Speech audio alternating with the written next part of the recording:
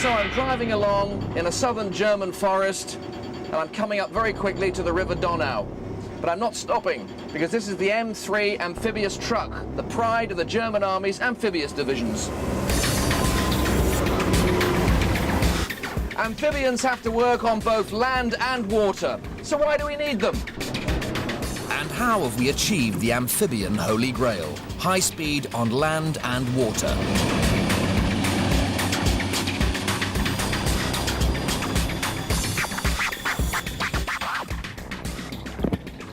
To make a vehicle operate on both land and water is an engineering nightmare, with double the number of problems to solve. You could easily end up with a compromise that doesn't work that well in either. So in an ideal world, it's often simpler and more effective to have one vehicle for land and another for water. And transfer between them. But it's not always an ideal world. If someone's shooting at you, transferring from one vehicle to another isn't always the safest option. Which is where an amphibian could come in very handy. This is the DUKW, the Duck, the world's first heavy-duty amphibian. It was introduced into the US Army in 1943 for Operation Husky, the Allied invasion of Sicily. No need to stop at the water-land interface. It just keeps on going. Much safer. It does go faster than this, I promise you. Much faster.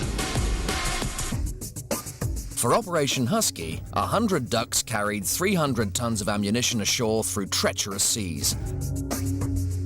And, as only amphibians could, avoided perilous unloading on the beach whilst under fire by simply carrying on driving, taking their loads 20 miles inland to the waiting troops. So, how does it work? Is the DUKW fantastically complicated with mold-breaking technology? Well, no. It's actually a boat hull welded to the chassis of a General Motors 2.5-ton truck. All the running gear is truck. It's got 4-wheel drive, optional 6-wheel drive. There are the massive wheels with huge leaf springs in there. But underneath, some very un-truck-like stuff. Come on. Here we have a rudder, and there, driving off its own transfer box, a propeller. A propeller connected to a massive bilge pump. Because although it's got a boat-like hull, in reality, it's a long way from being watertight. And without the bilge pump chucking out 260 gallons of water a minute, it would sink.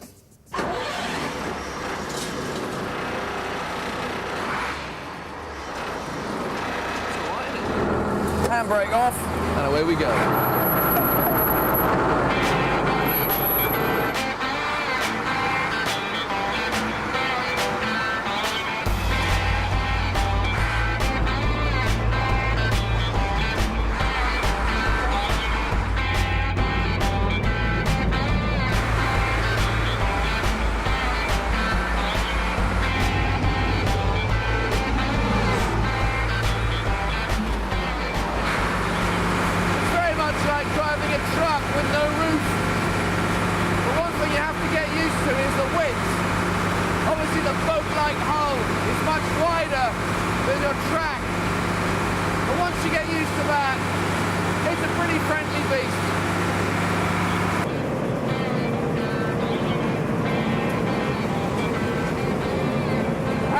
The DUKW is pretty brilliant.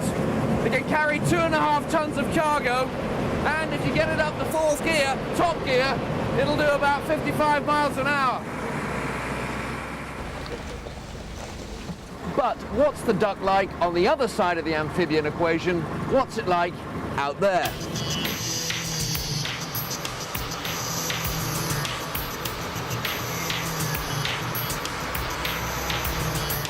How mad is this?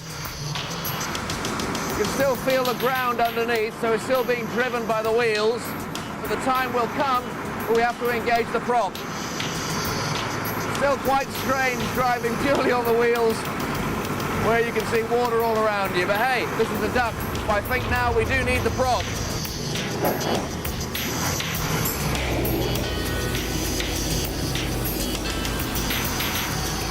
Yes,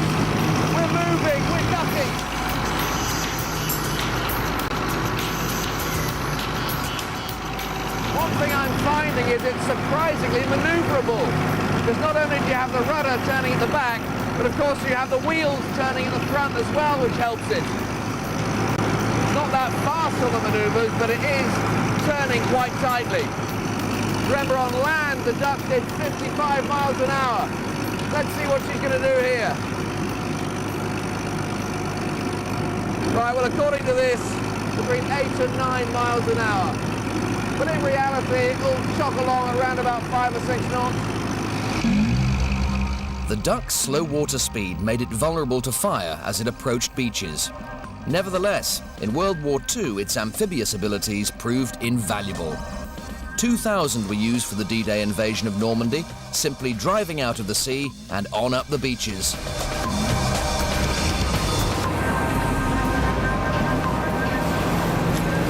What an absolute hoot! I want one. But what amphibian designers really wanted was something that went fast on land and water. And they got it, with a revolutionary form of travel that breaks free of the surface altogether. In the 1950s, a Norfolk boat builder by the name of Christopher Cockerell was experimenting with ways to make boats go faster, and he came up with the air-lubricated boat. What you do is you pump air through a hole in the bottom of the boat, you break the friction, it creates less resistance, and the boat goes faster. Let's give it a whirl, shall we? Yes, it works. Excellent, right. Let's get on and see if it goes somewhere.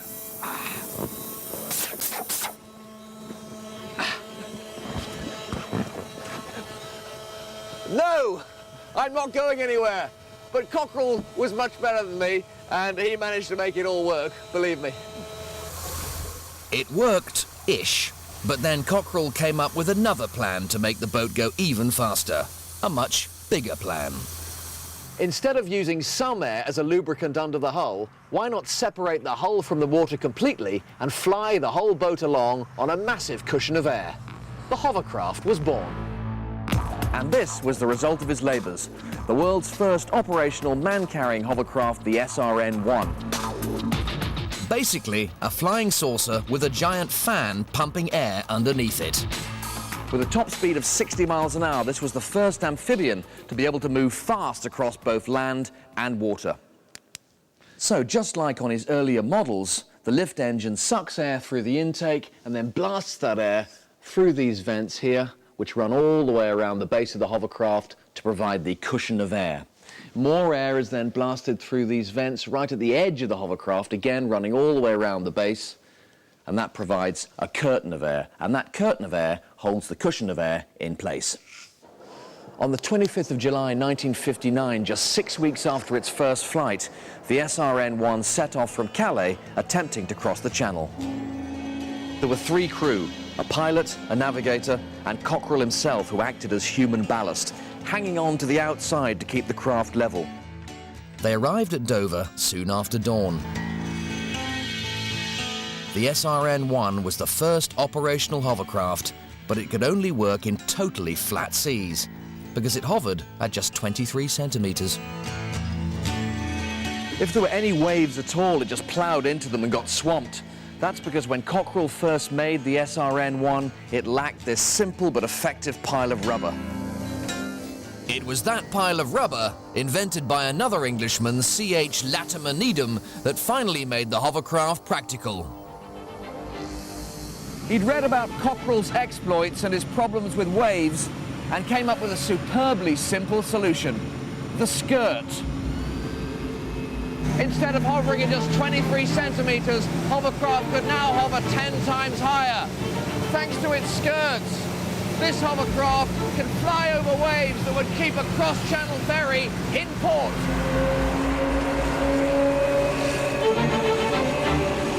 Give it a little bit more welly until Barrie tells me not to.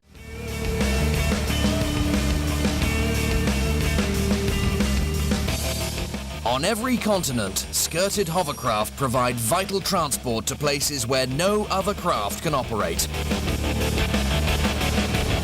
But how does the skirt work? Well, it's quite simple, really. This drive fan here blows air into this rubber skirt, which inflates. The fan also blows air downwards to create a cushion of air. And this rubber skirt holds that cushion of air in place. Here we go.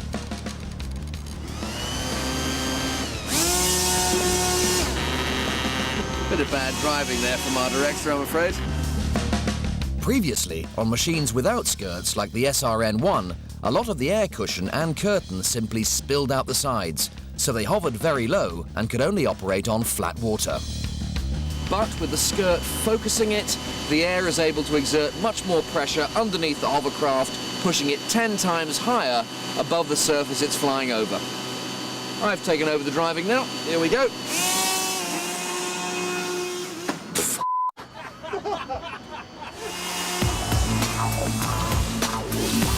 And because it's made of rubber and flexible, it can just bend and ride over obstacles in its path, like waves and rocks, as it goes along.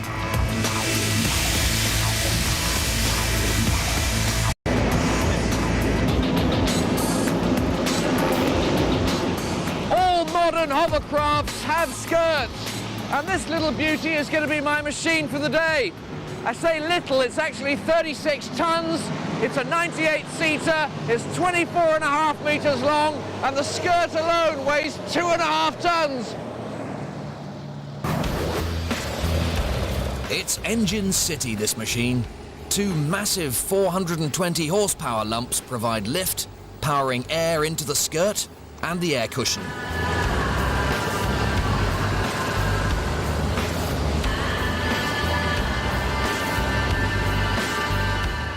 Right at the back, there are two more, both V12 diesels producing 820 horsepower each, liquid-cooled this time, and they each drive a massive ducted propeller. Perfect for whisking its 98 passengers across sea and land. Only today, there are no passengers on account of there being a trainee driver. Driving a hovercraft is like juggling lots of balls. You've got to control the lift and drive engines at the same time, steer using rudders, and fine-tune your position with bow thrusters, which work like giant hair dryers mounted on the front of the hovercraft. We're sort of crabbing a bit, aren't we? We're now crabbing a bit, yeah. To put on a little bit more right rudder. Okay.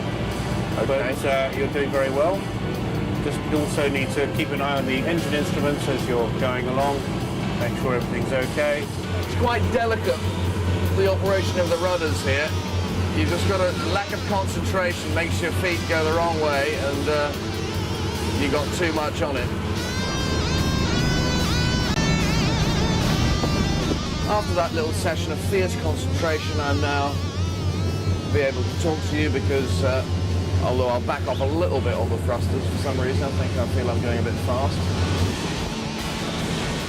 We have another hovercraft on our left-hand side. Got a ferry coming up on our right as well.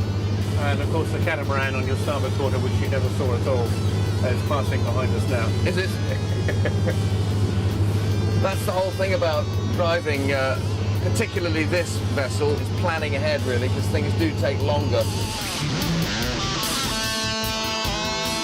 Give it a little bit more welly until Barry tells me not to. If you increase your prop power now to 2,000 RPM. And it just whip over this, no problem, yeah? Indeed. Sorry, birds. Wow!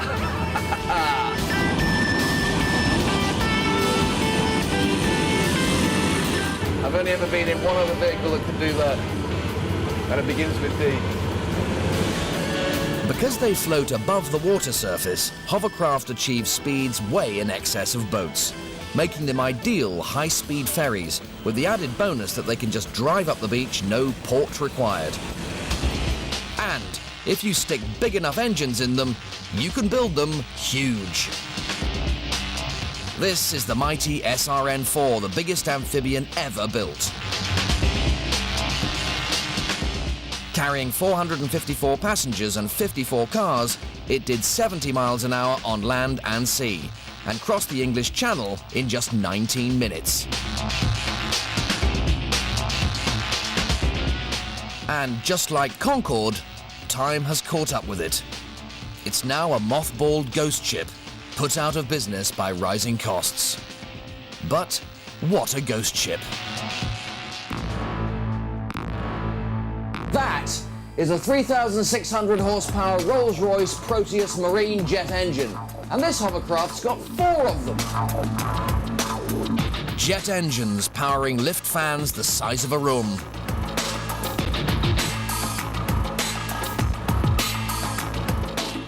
Now, compared to the propulsion propellers, which resided above us up there, this fan is pretty tiny.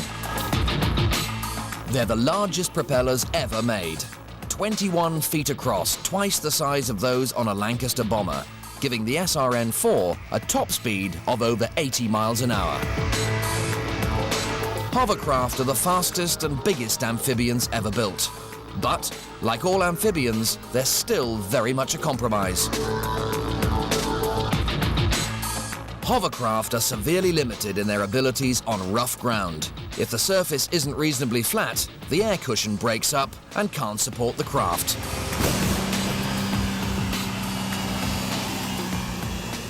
Like Daleks, they don't do steps! But this does.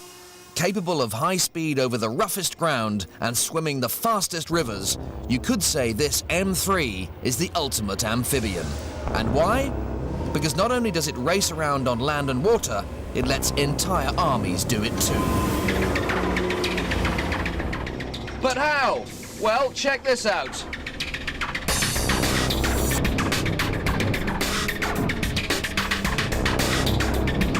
I'm deploying 2 massive ballast tanks so I can float.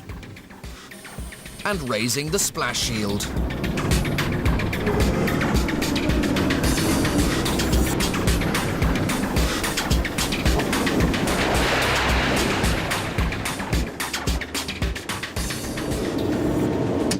This fantastic amphibious truck is a transformer.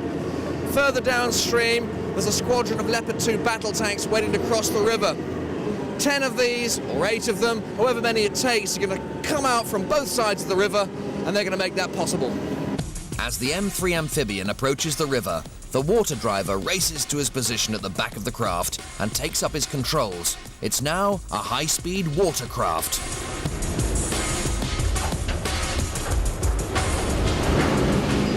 Here I am at the water driver's position of this water jet-powered M3 vehicle, which has 15 times the power of the propeller-powered Duck. Once the water jets are active, this machine has got incredible performance. Watch the maneuverability. Hold on tight. 26 tons, magnificent. Thrust full on. Turn the transverser to the left. Absolutely magnificent. This amphibian is so good in the water because it addresses 2 key issues: power and drag. And the power's delivered via these water jets. There's 2, one at the front and one at the back. They're mounted on a 360-degree swivel head, so the thrusting can take place in any direction required. In terms of drag, I bet you're thinking these wheels, these massive wheels, cause a bit of drag. Well, you'd be right. But watch this. Now you see them?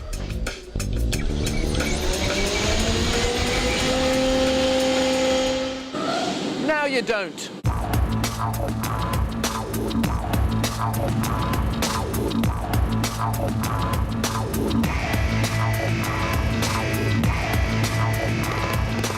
So there we see the infantry. They've just secured the right bank of the river.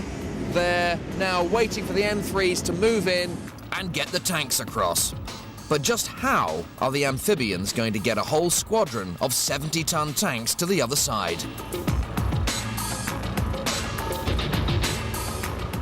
But the whole raison d'etre of the M3 amphibious vehicle is to join up with other M3s to form a ferry in the case of 2 of them together, or more than that, to form a bridge to take a whole squadron of tanks from one side of the river to the other. Watch this.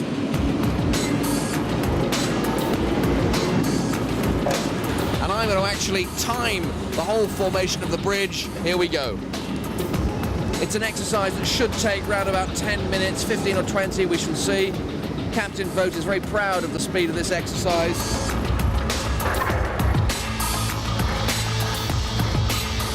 cranes have lifted these ramps into position. And what's happening now is they're going to form up so that an M3 with one side having one ramp locks into the side of the M3 with two ramps, and eventually they go side by side, forming a bridge.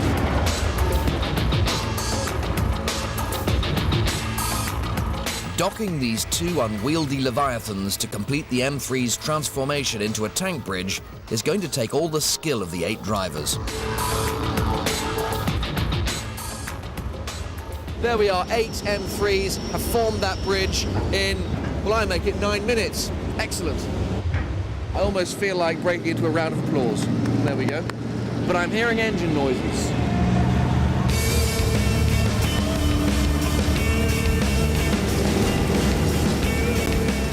So here we have our first Leopard 2 tank crossing. It's around about 70 tons worth of weight, so it's quite a feat by the M3s to create a bridge strong enough to take a whole squadron of them. Absolutely magnificent. The M3s, of course, aren't armoured, so once their job is done, they will disperse quickly, and they have the performance to do that, in readiness for another bridge to be built elsewhere downstream. Everything but the kitchen sink is coming over. And there the bridge is breaking up. There's a whole group of 4 now, in fact, moving away. That's how they form, in 2 groups of 4. 2 groups of 4 basically join up. You can see them now pirouetting almost. That's maneuverability for you. Look at that. Thanks to the unique abilities of these high-speed, go-anywhere amphibians, rivers can be bridged and tanks driven across before the enemy even know they're there. Quite superb.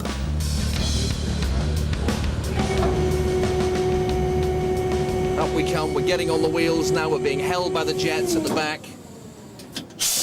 The driver's engaging drive, and up we go. Yes, we're on land. Look at that. Absolutely brilliant. Only an amphibian could do that. For special jobs where land meets water, nothing else will do.